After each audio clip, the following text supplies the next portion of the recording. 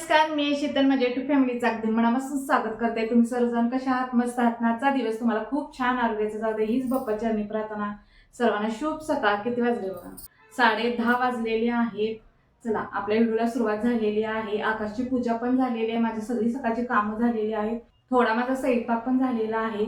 आज मी तुम्हाला कोथिंबीरची वडे करून दाखवणार आहे। ती कशी करते ना ते तुम्हाला दाखवणार आहे। किती स्वस्त मिळाले कोथिंबीर मला ही, 10 रुपयाला 2। बुधवारच्या बाजारात आणलेली, फ्रीज मध्ये ठेवलेली, अजून किती हिरवीगार आणि टवटवीत आहे बघा।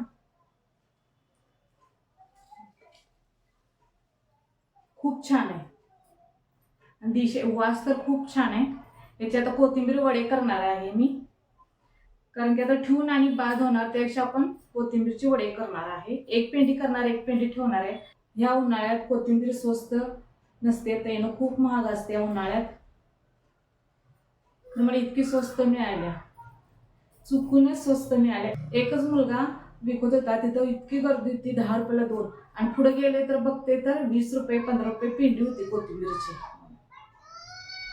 लय ते लय कमी म्हटलं तर 10 रुपयाला येत्या, 10ला 2 कुठंच नाही येत आहे। मग इतकी स्वस्त मला बाजारात पेंडी मिळाल्या कोथिंबीरची। चला, कोथिंबीर वडे करूया। कोथिंबीर मी अशी नीट करून घेतलेली आहे, फक्त पानच घेतलेली आहेत मी।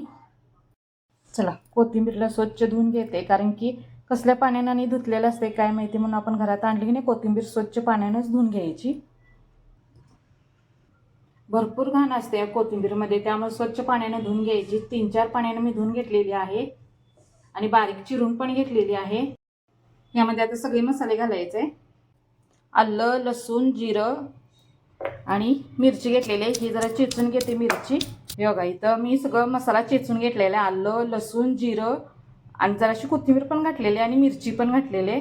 हे सगळं मी चेचून घेतलेलं आहे। तुम्ही मिक्सरमधनं बारीक करू शकता किंवा असं खलबत्त्यात चेचू शकता।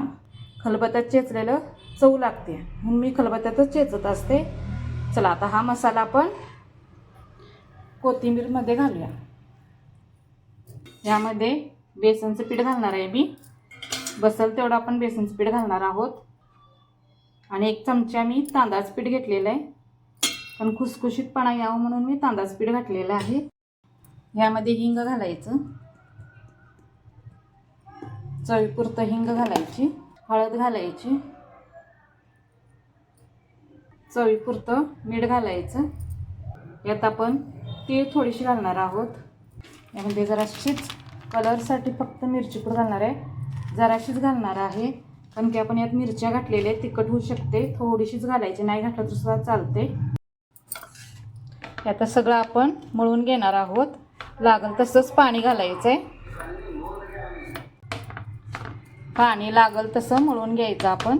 मला जरासं पाणी लागणार आहे, आधी असं घट्ट मळून घ्यायचं, पाणी लागल तसंच मळायचं, नाहीतर किचकिच होते। खलबत्त्यात धुवून घेतलेलं पाणी जरा घालते, मला लागणार आहे जरा पाणी। एकदम पाणी वतायचं नाही, त्यानं लागल तसंच वतायचं पाणी।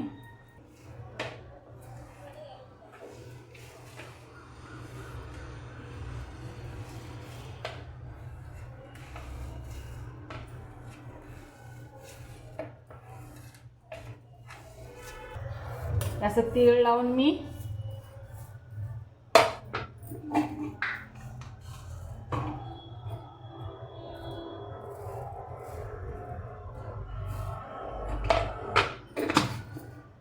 तीळ लावायचं, कारण दिसायला खूप छान दिसते म्हणून तीळ लावायचं।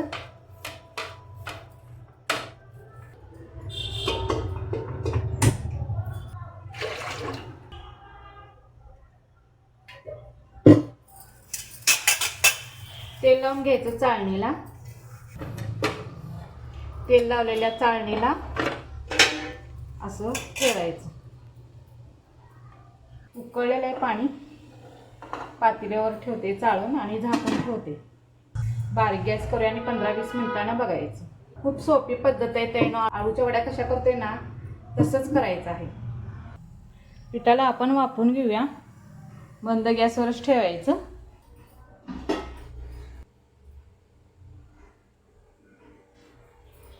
20 मिनिटं ठेवलेला आहे मी, झालेला आहे. बंद करते गॅस.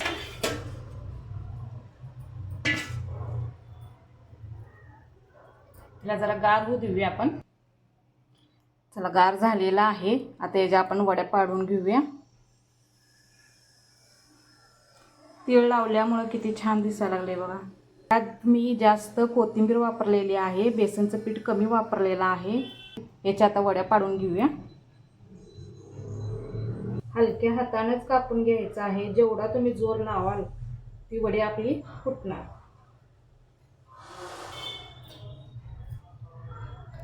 हलक्या हातानेच कापून घ्यायचं. काही घाई गडबड करायची नाही, शिस्तात कापायचं.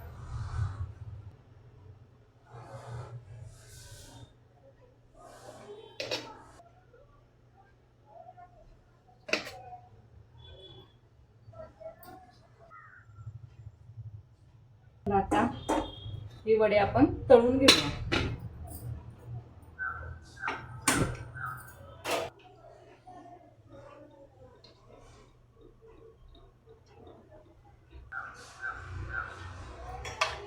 गरम होऊ दे, आपण वड्या तळायला घेऊया. तळताना कमीच गॅस ठेवायचा, म्हणजे करपणार नाही. आतून पण तळून छान निघल ना. तेल आपलं गरम झालेलं आहे. वड्या तळून घेऊया. शिस्तात सोडा.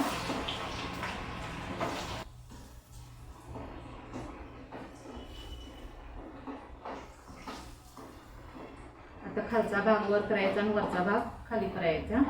तळून घ्यायचं मस्तपैकी.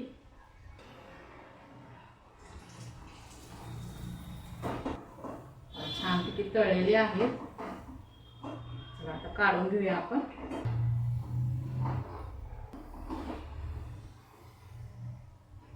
जास्त भाजलं की ते काळपट होऊ शकते.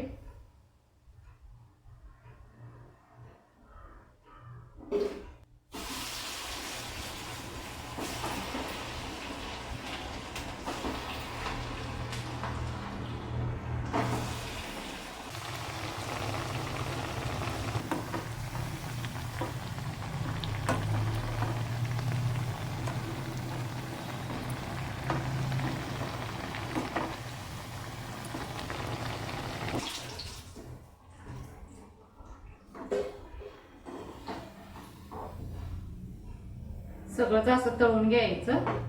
आपले कोथिंबीरचे वडे तयार आहेत. पारंपरिक पद्धतीने वापरून केलेली कोथिंबीरची वडी तयार आहेत. खमंग, खुसखुशीत, कुरकुरीत आपली कोथिंबीर वडी तयार आहे. नक्की ट्राय करा.